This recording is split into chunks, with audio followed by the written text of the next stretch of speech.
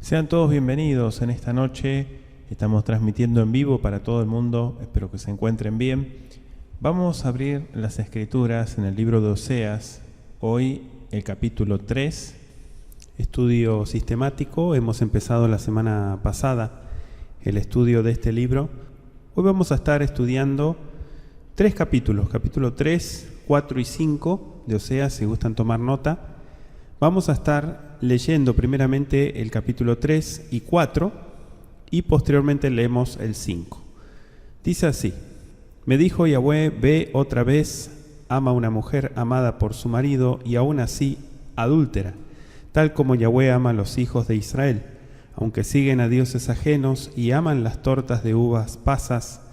Me la compré por 15 siclos de plata y un homer y un letec de cebada, y le dije, muchos días me aguardarás. No fornicarás ni estarás con hombre alguno, ni yo estaré contigo, porque muchos días estarán los hijos de Israel, sin rey y sin caudillo, sin sacrificio y sin pilar, sin efod y sin terafim. Después volverán los hijos de Israel y buscarán a Yahweh su Elohim y a David su rey, y acudirán temblorosos a Yahweh y a su misericordia al final de los días. Capítulo 4. Oíd el oráculo de Yahweh, oh hijos de Israel, porque Yahweh tiene una contienda con los habitantes del país, por cuanto no hay fidelidad ni misericordia, ni conocimiento de Elohim en la tierra. Se propagan el perjurio y la mentira, el asesinato y el robo, el adulterio y el libertinaje, y un charco de sangre toca al otro. Por eso tendrá luto la tierra, y todos los que habitan desfallecerán, juntamente con las bestias del campo y las aves de los cielos, y hasta los peces del mar perecerán. Pero nadie acuse ni reprenda a otro, porque, oh sacerdote, es contigo mi querella. Por tanto tropezarás en pleno día, y junto con el profeta tropezarás en la noche. Perecerá tu patria, porque mi pueblo perece por falta de conocimiento. Por cuanto desechaste el conocimiento, yo te desecharé de mi sacerdocio. Por cuanto olvidaste la Torá de tu Elohim, también yo me olvidaré de tus hijos, que mientras más aumentan, más pecan contra mí. Cambiaron mi gloria en vergüenza, se ceban con la ofrenda del pecado de mi pueblo, y a la iniquidad de éste elevan su anhelo. Pero la suerte del sacerdote será como la del pueblo. Visitaré sobre él sus caminos, y le daré el pago de sus malos hechos. Comerán y no se saciarán, fornicarán y no se multiplicarán, porque abandonaron a Yahweh, para atender a la fornicación, al vino y al mosto, que dominan el corazón. Mi pueblo consulta al leño, y el palo le responde, porque un espíritu de fornicación lo ha extraviado. Idolátricamente se han apartado de su Elohim. Sobre la cumbre de los montes ofrecen sacrificios, y sobre las colinas queman incienso, debajo de las encinas, de los álamos y de los robles, porque su sombra es buena. Por eso vuestras hijas fornicarán y vuestras nueras adulterarán. Y yo no visitaré a vuestras hijas cuando forniquen, ni a vuestras nueras cuando adulteren, porque ellos mismos van con las rameras y con las prostitutas del templo, ofrecen sacrificios, y el pueblo incauto va a la ruina. Oh Israel, madre prostituta eres, que no lo pague Judá. No entréis en Gilgal, ni subáis a Bet-Abem, ni juréis diciendo, vive Yahweh. Si Israel embiste como novilla cerrera, ¿lo pastoreará Yahweh como cordero en el campo? Efraín está apegado a los ídolos, déjalo. Su embriaguez se ha tornado en rebelión. Se siguen entregando a la prostitución y sus príncipes mucho aman lo que avergüenza. El viento los envolvió en sus alas y serán avergonzados a causa de sus sacrificios. Palabra del Eterno. Capítulo 3 y 4 de Oseas acabo de leer. Sean todos bienvenidos. Hoy vemos primeramente en el capítulo 3 la expiación de una adúltera que simboliza la desolación de Israel antes de su restauración. Fíjese cómo inicia el capítulo 3. Dice, Vayomer Yahweh Elai, Od lech eav isha, hauvat reya, ubnaafet que אהבת יבוא את בני ישראל, והם פונים אל אלוהים אחרים, ואוהבי השישי הנביאים. Me dijo Yahweh, ve otra vez, ama a una mujer amada por su marido y aún así adúltera, tal como Yahweh ama a los hijos de Israel, aunque siguen a sus dioses ajenos y aman las tortas de uvas pasas, dice el versículo 1. Ve otra vez se refiere a la orden ya registrada en el capítulo 1 que estudiábamos la semana pasada. Aunque no se afirma específicamente aquí, sin duda la referencia es a la mujer de Oseas. Este caso se convierte en una ilustración adecuada del amor del Creador por la descarriada de Israel y la disposición divina para renovar su pacto con ella, únicamente si se le aplica al relato dicho significado. Dice amada de su compañero, y mediante un cambio ligero de las vocales añadidas, masoréticas me refiero, por la tradición, la traducción dice ama a una mujer que ama las cosas malas. La traducción compañero o amigo, rea, puede referirse a su esposo legítimo o a uno de sus amantes. Ahora, en cuanto a las tortas de pasas, este manjar es condenado aquí, quizá por su relación con el culto de los dioses falsos.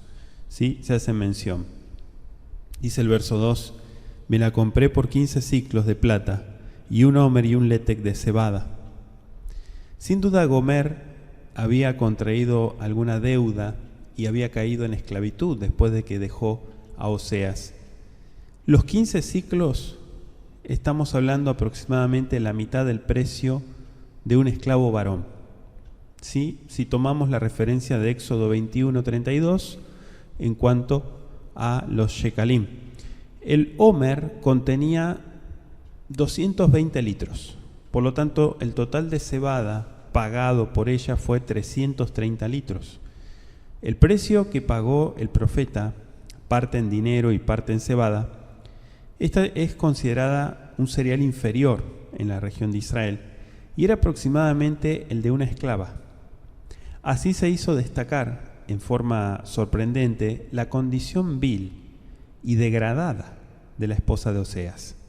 La cebada, como parte del pago, pudo haber reflejado en sí mismo esa degradación, aludiendo a la harina de cebada que se ofrecía cuando se sospechaba del adulterio de una esposa. Eso está registrado en Números capítulo 5, versos 11 al 15. La vileza de la condición a que había llegado Israel podía ser simbolizada en una forma más definida. Dice el verso 3, y le dije, muchos días me aguardarás, no fornicarás ni estarás con hombre alguno, ni yo estaré contigo. La reunión definitiva debía demorarse, quizá para permitir que hubiera un periodo de prueba, o de purificación, o de disciplina, de instrucción. Lo mismo voy a hacer yo, dice el verso 3. Es decir, el profeta no asumiría plenamente de nuevo la relación familiar con ella durante muchos días.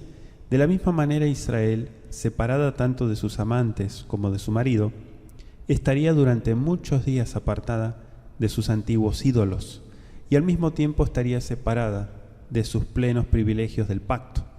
Este es un simbolismo que estamos tomando de Israel y su esposo, el Creador. Dice el versículo 4, Ki yamim rabim yeshvu bnei Israel ein melech be'ein zar be'ein zebach be'ein matzeba be'ein efod utrafim. Muchos días estarán los hijos de Israel sin rey, sin caudillo, sin sacrificio, sin pilar, sin efod, incluso dice el texto, sin terafim. Israel estuvo durante muchos días sin su propio gobernante, o sea que le ponemos palomita donde dice sin rey, ¿sí? Desde el comienzo del cautiverio. La matzeba es la estatua, la columna de piedra, también puede ser el obelisco. Con frecuencia eran muy empleados en el culto idólatra. El efod, sabemos que es una de las prendas de las vestimentas sacerdotales, ¿no? Éxodo 28, ahí la pueden encontrar. Y en cuanto a los terafines, eran imágenes, las mismas que se hacen mención en Génesis 31, verso 19. ¿Sí? Eran ídolos. Dice el verso 5, después volverán los hijos de Israel y buscarán a Yahweh su Elohim y a David su rey. Y acudirán temblorosos a Yahweh y a su misericordia al fin de los días. Volverán los hijos de Israel es una referencia al retorno de Israel del cautiverio. ¿Por qué se menciona a David? Las 10 tribus se habían rebelado y se habían apartado de la casa de David. Eso lo dice Primero de Reyes 12. Para ellas se dio la promesa de que recobrarían su independencia nacional después del cautiverio. Miembros aislados de las tribus podrían participar en la restauración de Judá. Sin duda muchos así lo hicieron, pero todos los que volvieran dependerían de un rey, como dice Ezequiel 37, ¿no? El cumplimiento final de la predicción, la profecía de Oseas, se producirá al fin de la historia de esta tierra, ¿sí? Cuando regrese el Mashiach. Temerán a Yahweh, fíjese lo que dice, ¿no? Así termina el versículo 5. Ahora, el capítulo 4 que acabamos de leer hace un ratito nos menciona los juicios de Elohim contra los pecados del pueblo y sobre todo de los sacerdotes y contra la idolatría. Judá es exhortado a tomar escarmiento por las calamidades de Israel. Iniciamos el verso 1 en el texto bíblico, estoy en el capítulo 4 de Oseas. Dice, Shimu de bar Yahweh, Bene Israel, ki riv la Yahweh im yoshve haaretz, ki ein emet be'ein chesed be'ein da'at Elohim ba'aretz. Oigan la palabra de Yahweh, oh hijos de Israel, porque Yahweh tiene una contienda, un pleito, ¿no? con los habitantes del país, por cuanto no hay fidelidad ni misericordia ni conocimiento de Elohim ba'aretz, en la tierra, dice. Con este capítulo comienza una nueva división de las profecías de Oseas. El profeta abandona el uso de figuras, el uso de símbolos, y ahora emplea un lenguaje llano y más literal. Por su contenido parece evidente que los mensajes del capítulo 4 en adelante son muy posteriores al tiempo de Jeroboam II, ¿sí? Una referencia. Yahweh contiende, o sea, Yahweh tiene rif, tiene pleito. Elohim exhorta a su pueblo para que preste atención a la acusación que se le hace y a la sentencia pronunciada. Como portavoz del cielo, Oseas presenta el caso contra Israel para defender, obviamente, la justicia divina al tratar a su pueblo.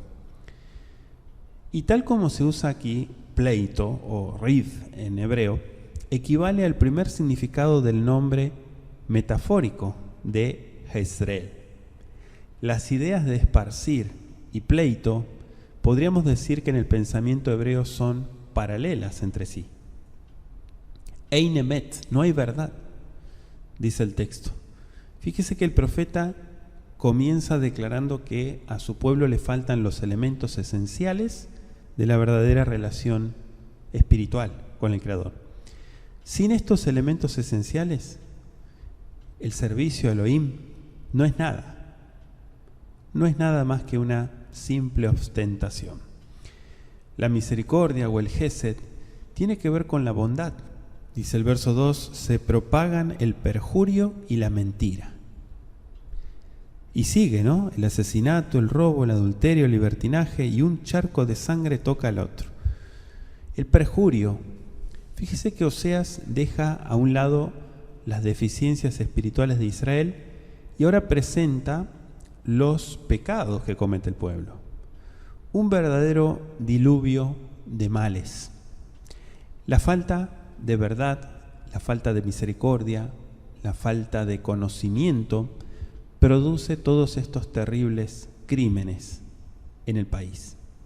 Y sí, la ignorancia, la maldad, la mentira es lo que lleva a todo esto.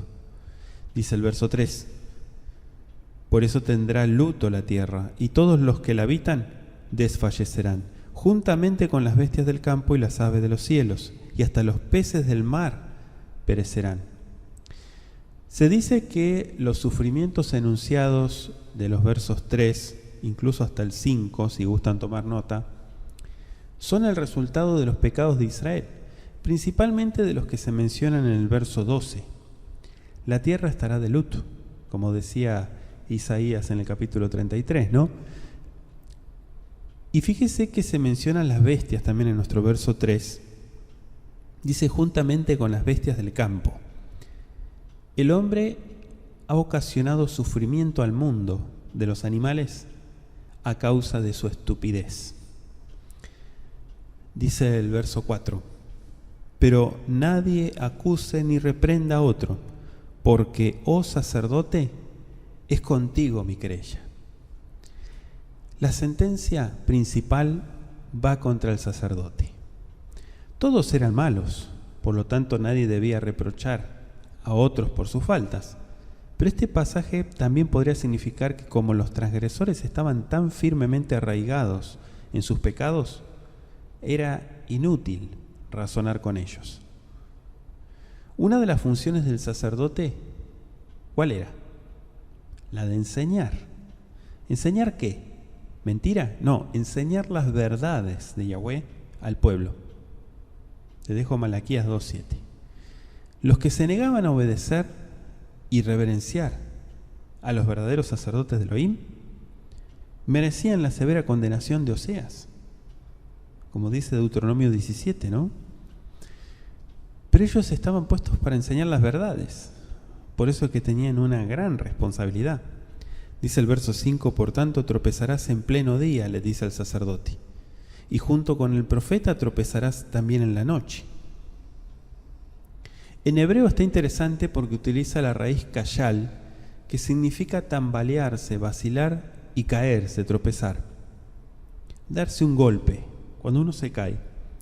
Las calamidades venideras serían tan implacables que en ningún momento, ni de día ni de noche, nadie escaparía, ya fuera del pueblo o de los sacerdotes. Dice, junto con el profeta tropezarás en la noche. Es decir, la misma nación de Israel. Significa que Israel entraría en la oscura noche del dolor, la angustia y el silencio de la destrucción durante el tiempo de su cautiverio. Dice el versículo 6, Nidmu ami mi beli adat, ki ata adat maasta, me maasja, mi kaen li, batishkach torat eloeja, eshkach baneja gam ani. Perecerá tu patria, porque mi pueblo perece por falta de conocimiento. Por cuanto desechaste el conocimiento, yo te desecharé de mi sacerdocio. Por cuanto olvidaste la Torá de tu Elohim, también yo me olvidaré de tus hijos, dice. ¿Sí? Eshkach baneja gam ani. Terrible lo que dice. La falta de conocimiento es la ignorancia. El conocimiento específico que falta es el conocimiento de Elohim, el más esencial de todos los conocimientos. Isaías atribuye el cautiverio a esa falta, en Isaías 5. Aunque el Eterno puede pasar por alto ciertas formas de ignorancia, no puede perdonar la ignorancia deliberada de las cosas espirituales. El pueblo sería inevitablemente destruido por su falta de conocimiento esencial. Podría haber tenido el conocimiento si se hubiera esforzado por adquirirlo. Los hombres son considerados responsables, no solo por lo que saben, sino también por lo que podrían haber aprendido si se hubieran esforzado más por lograr el conocimiento esencial. Hay muchos que temen que una investigación más plena de la verdad revele que se les pueda pedir un cambio en su conducta, ¿no? O sea, de su corazón amante al pecado. Cambio que no están dispuestos a hacer, no están dispuestos a negociar. Y por eso voluntariamente desisten de investigar más. Elohim no puede excusar esta ignorancia voluntaria. Dicen por ahí, el que más sabe, más se le va a pedir cuentas. Entonces dicen los ignorantes y cobardes, claro, entonces no me voy a comprometer a estudiar, a conocer, así no se me pide más. Bueno, justamente esa actitud es la que está condenando el Creador. Se llama ignorancia voluntaria. ¿Escuchó? Y eso es condenado por el Creador. O sea que si yo me hago el loco, el desentendido, el Eterno escudriña la mente y el corazón y sabe lo que hay. Sabe tu astucia, entre comillas. Por eso la condena. Desechaste el conocimiento. Aquí se dirige al sacerdote, o tal vez al sacerdocio en términos generales. Yo te desecharé. Quizá la principal causa de la ignorancia del pueblo se debía a los sacerdotes infieles, que rechazaban el conocimiento del verdadero Elohim y de su Torá, y que deberían haber enseñado al pueblo, pero no lo hicieron. ¿Sí? Cuando usted escucha patrañas, tonterías, ¿qué hace usted? Se sacude de eso, ¿no? ¿O se deleita? No, ¿verdad que no? Bueno, la responsabilidad espiritual es individual. Cada persona es responsable de lo que escucha y de lo que estudia. Y dice del sacerdocio el versículo porque, de mi sacerdocio, ¿no? Es decir, del sacerdocio de Yahweh. Los sacerdotes que ordenó Jeroboam I cuando separó el reino de Israel de Judá, en 1 de Reyes 12, no eran sacerdotes de Yahweh, sino de los becerros de oro. No eran sacerdotes del Creador. Terrible, ¿no? Y se menciona la Torá porque la Torá es el Pentateuco, la base de los mandamientos. Dice el versículo 7 que mientras más aumentan, más pecan contra mí. Cambiaron mi gloria en vergüenza. La nación aumentó en población y prosperó su economía debido al auge del reinado de Jeroboam II, lo comentábamos la semana pasada. Sin embargo, quizás se refiera en primer lugar a los sacerdotes, que aumentaron su riqueza y su poder, pero también aumentó la afrenta, o como dice en el hebreo, el calón. El calón es la deshonra, la ignominia, la vergüenza. Dice el verso 8, se ceban con la ofrenda del pecado de mi pueblo, y a la iniquidad de éste elevan su anhelo. La palabra pecado es hatá, y este pasaje quizá describa a los sacerdotes codiciosos que fomentaban el pecado instando al pueblo para que trajera más y más sacrificios, puesto que ellos comían la carne de esos sacrificios. Y sin duda establecieron un comercio con esa carne, terrible, ¿no? Terrible. Mientras más pecados hubiera, más sacrificios habría, y el provecho y el placer serían mayores. ¿Qué tal, Se volvió un verdadero negocio. Dice el verso 9, seguimos avanzando, estoy en el capítulo 4, pero la suerte del sacerdote será como la del pueblo. Visitaré sobre él sus caminos y le daré el pago de sus malos hechos. El pueblo y sus sacerdotes estaban unidos por el pecado. Los sacerdotes apóstatas incurrían en las mismas iniquidades que debieran haber reprochado, y el pueblo, advirtiendo a su vez la mundanalidad, la complacencia propia de los sacerdotes, se amparaban tras el ejemplo de estos. Pero alguien ha dicho, ni la grandeza secular eximirá al laico, ni la dignidad de su investidura al sacerdote. Ambos serán responsables de manera individual delante del tribunal de Elohim. Eso de echarle la culpa al líder o al que dirige no funciona. Con el Creador no funciona eso. Son tonterías. Pagaré, es decir, retribuiré, recompensaré. Y dice obras porque aquí se incluyen las atrevidas e insolentes rebeliones de Israel contra la Torá y contra la voluntad de Yahweh.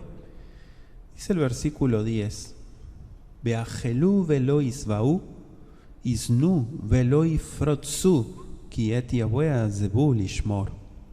Comerán y no se saciarán, fornicarán y no se multiplicarán porque abandonaron a Yahweh. Tremendo, ¿no? Este sería el castigo por comer el pecado de mi pueblo, como decía el verso 8. No se multiplicarán. Quizás se haga referencia a la prostitución espiritual, muy unida a las ceremonias de la fertilidad, que eran en gran medida el centro del antiguo culto cananeo.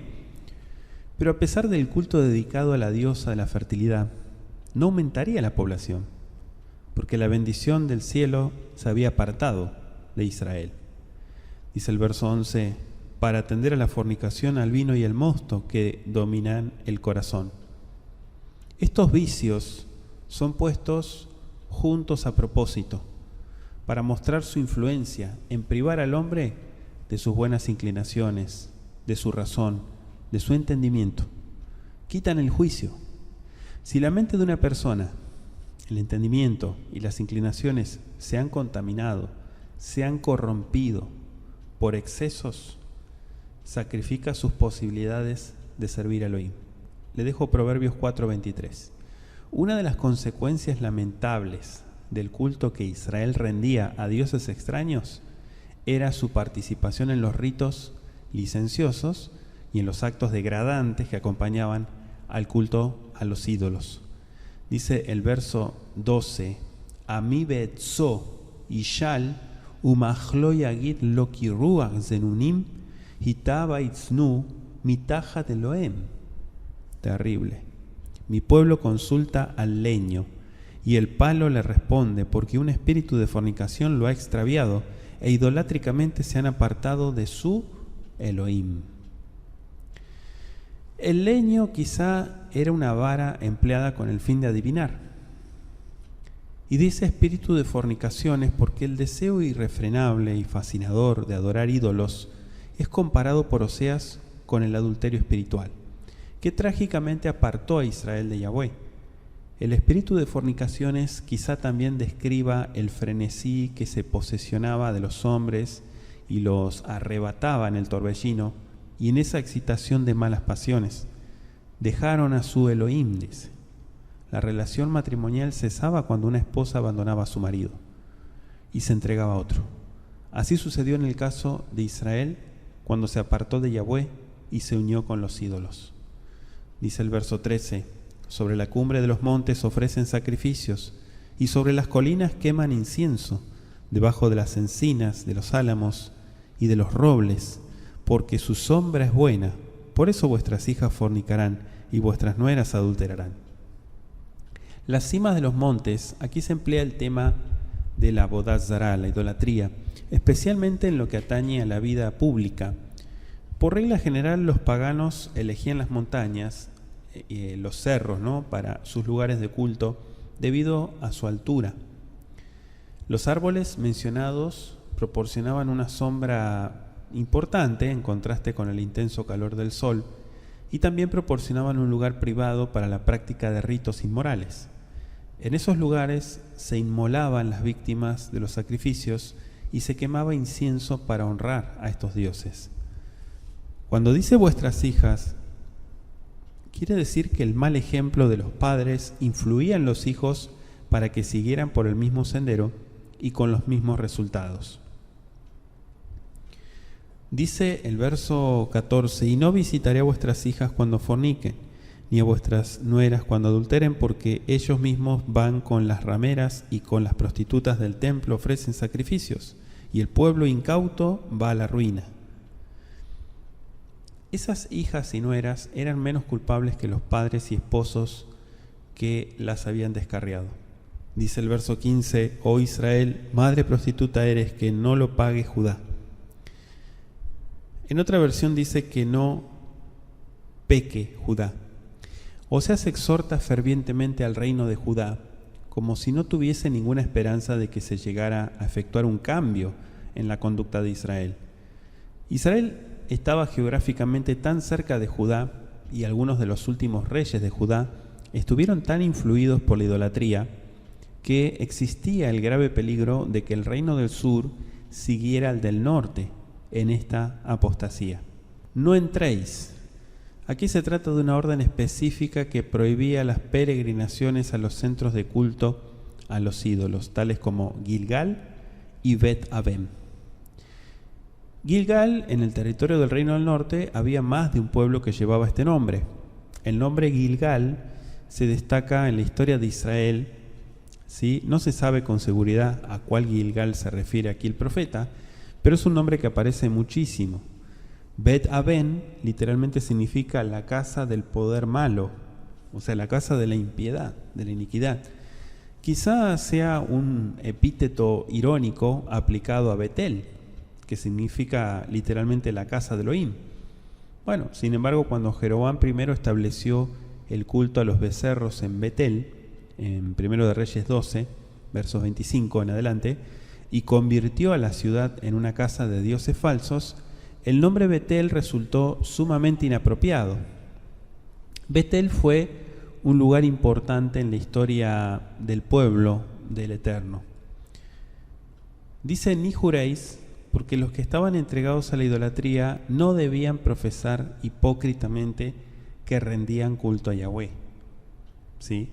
De hecho, está terminantemente prohibido jurar por el nombre del Eterno. Es el tercer mandamiento. Dice el verso 16: si Israel embiste como novilla cerrera, ¿lo pastoreará Yahweh como cordero en el campo? Otra versión dice indómita, literalmente dice el hebreo terca, rebelde. Los habitantes del Reino del Norte estaban resueltos a proceder a su antojo. Por eso eran como una novilla inmanejable, que se resistía a ser domada y no podía ser usada para arar. La pregunta es: ¿podrá apacentarlos el Eterno como corderos?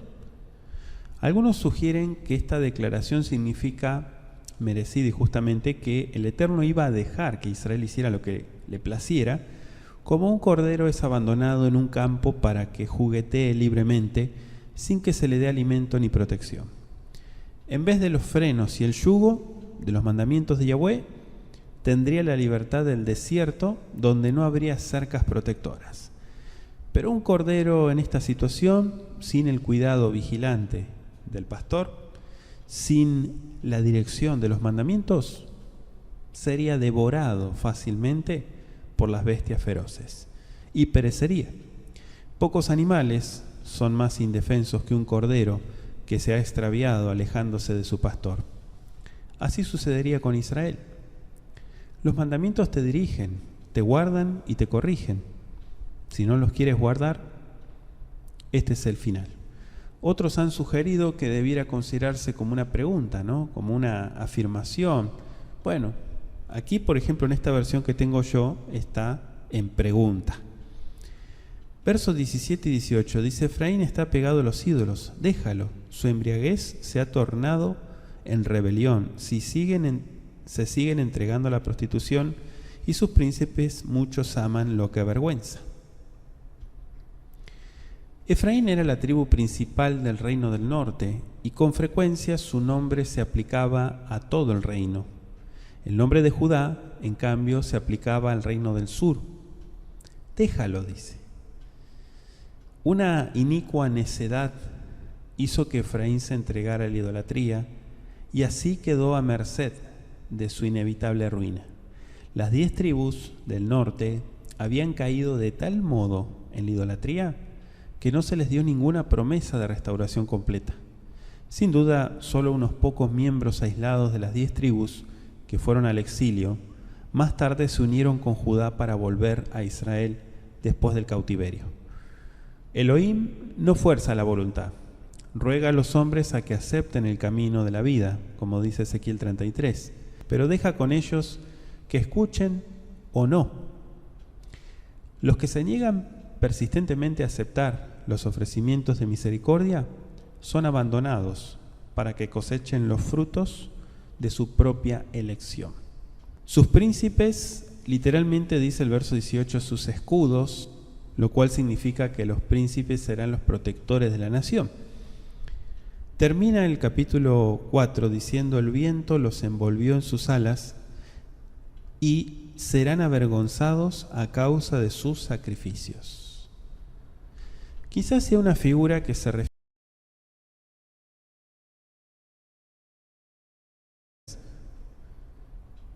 para llevarlos al cautiverio. Esta figura contrasta nítidamente con las alas de águilas que sacaron a los hebreos de Egipto para llevarlos a la tierra prometida, ¿no? Elohim trata con paciencia, con longanimidad a los pecadores, llamándolos al arrepentimiento. El cautiverio predicho de las 10 tribus se efectuó gradualmente. Le dejó de tarea Oseas capítulo 7, verso 9. Pasamos al capítulo 5 y vamos a dar lectura. Dice: oíd estos sacerdotes, atended, oh casa de Israel, prestad oído, oh casa real, a vosotros afecta esta sentencia.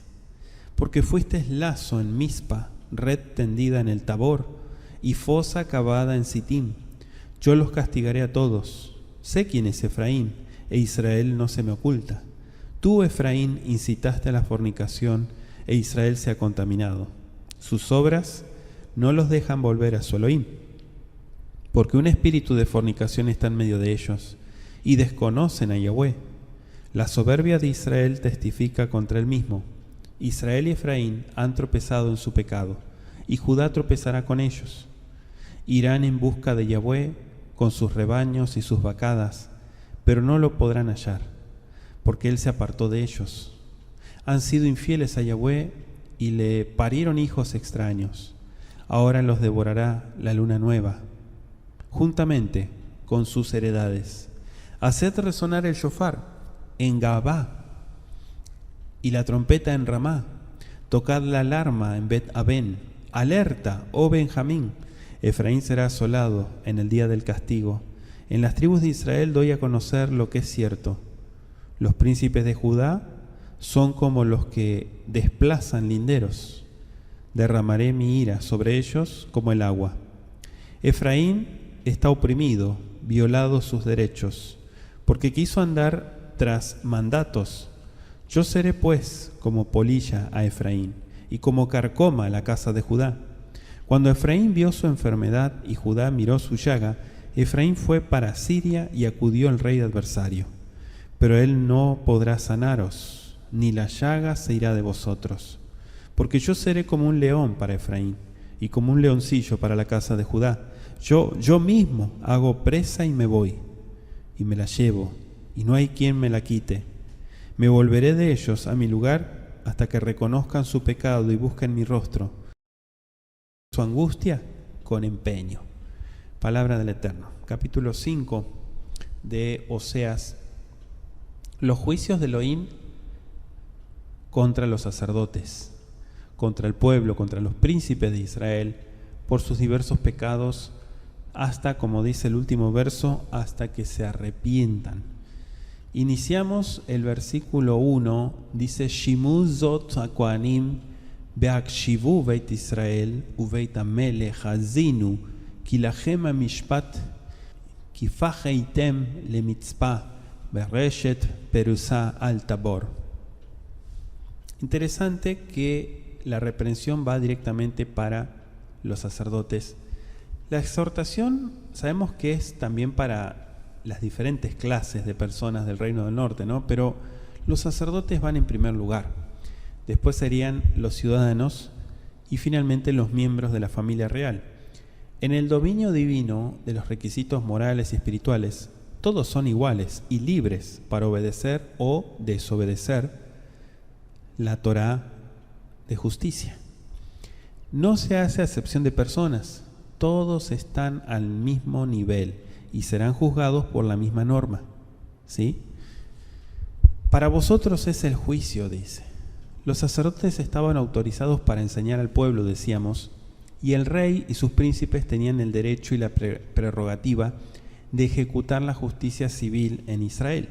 Sin embargo, ahora, debido a que toda la nación estaba atrapada en el pecado, tanto los gobernantes como los simples ciudadanos quedaron sometidos al juicio divino, porque aquellos gobernantes habían sido lazo para la nación en vez de ser la salvaguardia del pueblo.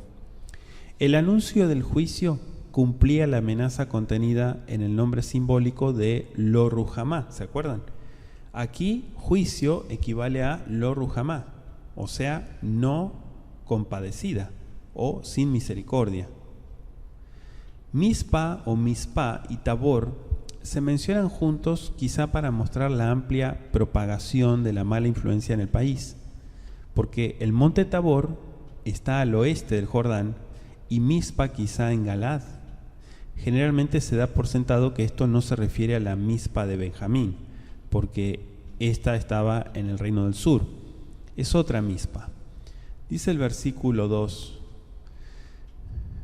Beshachatazetim Hemiku Banim Usar Lehulam, y fosa cavada en Sittim, yo los castigaré a todos, dice el texto.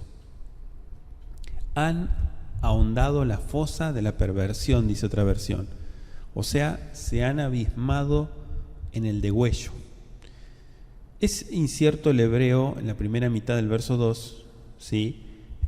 Pero bueno, en el contexto se puede entender que los pecadores pueden abandonar a sabiendas y alocadamente todo criterio de rectitud, pero el Eterno no puede ser excluido de la conciencia y de las experiencias humanas. El pecador no necesita otro testigo contra el pecado, sino su propia conciencia. El impío no puede librarse del reprensor omnisapiente ni evitar la pena que merecen sus faltas. Dice el verso 3: Sé quién es Efraín, e Israel no se me oculta. Tú, Efraín, incitaste a la fornicación, e Israel se ha contaminado. Esta tribu poderosa y principal presidía aparentemente el culto a los becerros y en otros actos de idolatría, y todo Israel se contaminó por su mala influencia, por la tribu de Efraín. Dice el verso 4: Sus obras no los dejan volver a su Elohim, porque un espíritu de fornicación está en medio de ellos y desconocen a Yahweh. O sea, no piensan en convertirse. No les permiten sus obras volver al Creador.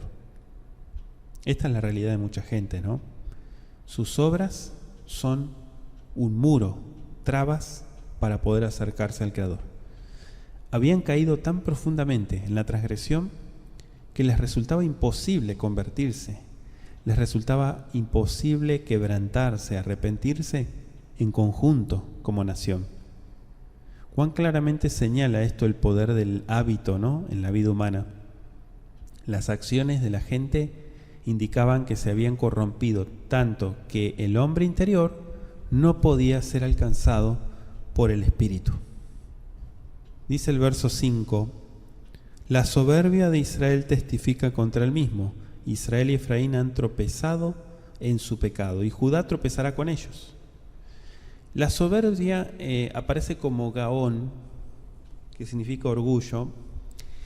Podría referirse al Eterno, que era la excelencia de Israel. Bueno, en este caso el Elohim, que debería haber sido el orgullo y la gloria del pueblo, pero que era ignorado, menospreciado por ellos, testificaría contra ellos en su propia cara mediante los castigos que les sobrevendrían. Por otro lado, soberbia aquí podría referirse a la prosperidad y el auge de Israel en los días de Oseas, que produjo la altivez de ese pueblo y ocasionó su renuncia a no cumplir la voluntad de Yahweh. Le dejo Proverbio 16:18 y Proverbio 18:12. Judá tropezará también. El peso del mensaje del profeta se dirigía contra Israel, pero escuche, a veces también se incluía el reino de Judá. Dice el verso 6: Irán en busca de Yahweh con sus rebaños y sus vacadas, pero no lo podrán hallar, porque él se apartó de ellos. Efraín procuró con sus muchos y costosos sacrificios que el Eterno le fuera propicio, pero dice: no le hallarán. O sea, el pueblo de Israel no era movido por un verdadero arrepentimiento, sino por el temor de la aflicción venidera. En su corazón no estaba el amor a Elohim que produce obediencia, estaba el temor, el miedo. Por eso cuando alguien dice que obedece al Creador, pero lo está haciendo por miedo, para quedar bien, para que no le pase algo malo, esa persona está hueca, está vacía. Porque lo que verdaderamente mueve al Eterno es el amor que uno le tiene. Eso es lo que produce obediencia. La obediencia viene porque uno ama. Es como un motor. Pero cuando uno dice que obedece, pero en realidad está cumpliendo cosas por miedo, eso no es amor, y eso perece. Y ese es el cuadro que está ilustrando este versículo 6. Dice el verso 7, han sido infieles a Yahweh y le parieron hijos extraños. Ahora los devorará la luna nueva juntamente con sus heredades. ¿Sí? O sea, en un solo mes serán consumidos. Algunos han sugerido que esta expresión se refiere a que solo quedaba muy poco tiempo antes de la destrucción del reino. También es posible interpretar que la luna nueva, el Rosh Hodesh, los consumirá. Y esto implicaría que sus festividades y sus sacrificios, en el novilunio, por ejemplo, ¿no? el Rosh Hodesh, no los salvarían de la ira divina. O sea, todo el capítulo registra cómo el pueblo sustituyó el culto de Elohim con el culto de los ídolos. Y este pasaje puede ser una alusión a la sustitución del mes señalado por Yahweh por un mes diferente para sus propios propósitos. Esa sustitución fue impuesta en 1 de Reyes 12 a la nación por Jeroboam I. Jeroboam I empezó a guardar las fiestas cuando se le antojó, empezó a cambiar los meses, ¿sí? Dijo, no es este mes, es el mes que viene, la fiesta, hacía sus propias fiestas y bueno, usted sabe, eso terminó mal. Dice el verso 8, haced resonar el shofar en Gabá y la trompeta en Ramá, tocar la alarma en Bet Aven, alerta, oh Benjamín. El cuerno es el shofar.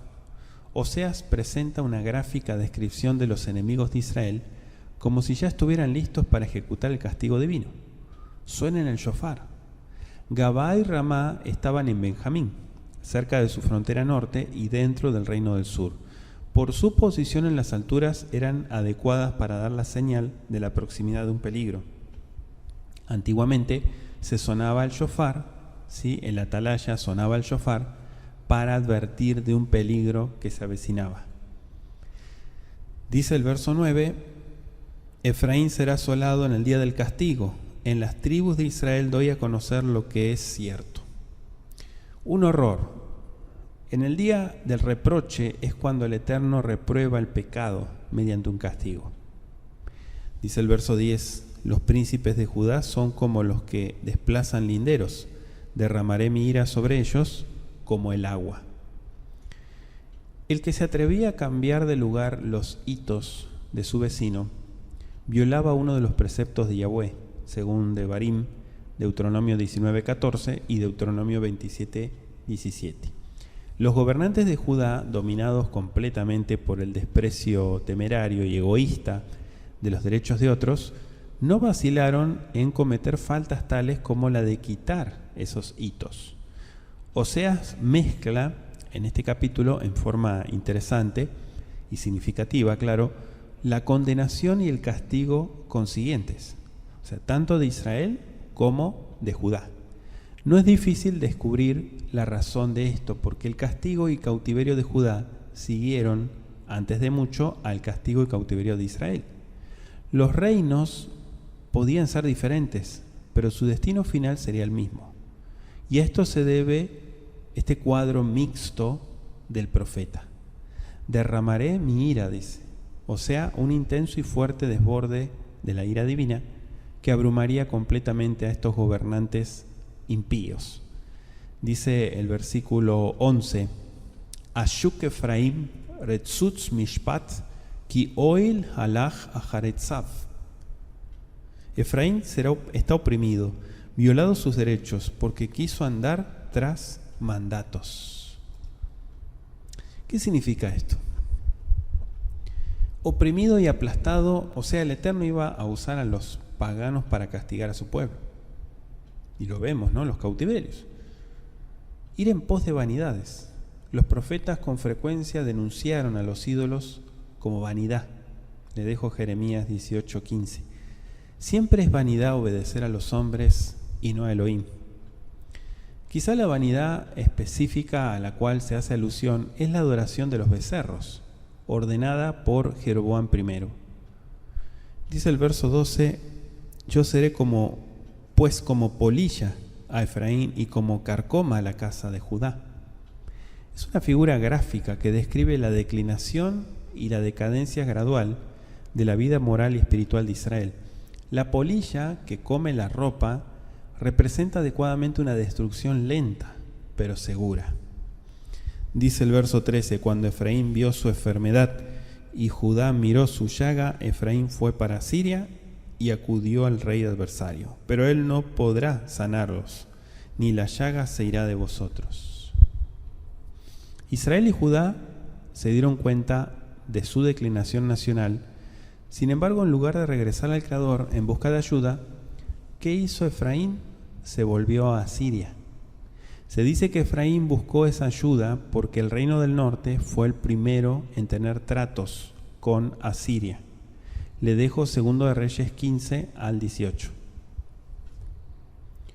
Yaref o Jaref, como dice aquí, no sabemos a qué rey de Asiria se aplica este nombre, si es que se aplica alguno, pero hay quienes sugieren que Yaref no es un nombre propio, sino un vocablo descriptivo derivado de la raíz hebrea rif, que es luchar. Por esto se sugiere la frase el rey que lucha. Otros suponen que viene de la raíz rabav, ser grande, ¿sí? E insinúan que es el título del gran rey. Bueno, este último significado tiene el apoyo del título usual de los reyes de Asiria, Sharru Rabu, el gran rey. Esto estamos hablando en idioma ugarítico, ¿no? Y también con el origen del título Rabí de Isaías 19:20. Otras versiones dice Yarim, lo que sugiere el título Malkirram, el rey excelso. Bueno, de todas maneras, fueron a buscar ayuda, pero él no los podrá sanar.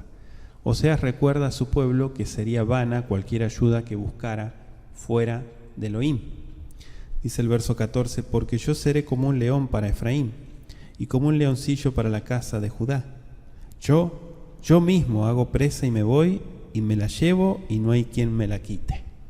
Como un león, un símbolo de un conquistador que destruye. Así como el león primero destroza a su presa y después se la lleva, el pueblo de Elohim sería primero desgarrado, hecho pedazos y después llevado al cautiverio. Dice el verso 15, finalmente así termina el capítulo 5, Eleja Shuvah, él me comí, Adasher Yeshemu, Ubikshu Fanai Batzar Laem, Yeshaharuneni.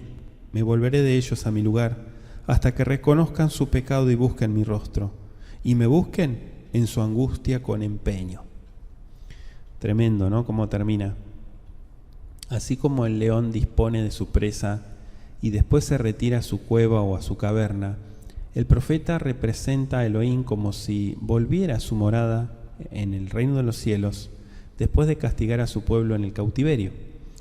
Cuando el pueblo se arrepintiera de verdad como resultado de su angustia, entonces y solo entonces encontraría a Elohim, como Jeremías lo expresa tan bella y tiernamente en su profecía del capítulo 29. Se lo dejo de tarea, Jeremías 29, versículos 10 al 14. Entonces, Oseas dice, hasta que reconozcan. Los dos pasos necesarios en el arrepentimiento son, 1, la confesión del pecado y 2, la entrega a Elohim. Hasta aquí llegamos con nuestro estudio, dándole gracias al Creador, como siempre, por la oportunidad que nos da de reflexionar juntos. Damos gracias a Él. Ribono Shel Olam, amo del universo, te agradecemos por la oportunidad que nos brindas de poder reflexionar juntos, estudiar desde el hebreo estas líneas, estos capítulos y versículos del libro de Oseas. Te pedimos que sigas dirigiéndonos a toda verdad en el nombre de Yeshua, el Mesías. Amén. Si este material ha sido de bendición para sus vidas, le extendemos la invitación a apoyarnos, a apoyar la comunidad Kol Shaddai. Les agradecemos por seguirnos semana tras semana con los estudios sistemáticos desde el hebreo. En esta oportunidad, el libro de Oseas. Así que los invitamos todos los viernes. También estaremos el día de mañana, sábado, en vivo, transmitiendo para todo el mundo. Y les invitamos también a ser parte del grupo de estudiantes de hebreo bíblico en la comunidad Kol Shaddai. Si desean más información, escríbanos a nuestro correo para brindarle más informes. Nos reencontramos en nuestro próximo estudio. Hasta la próxima.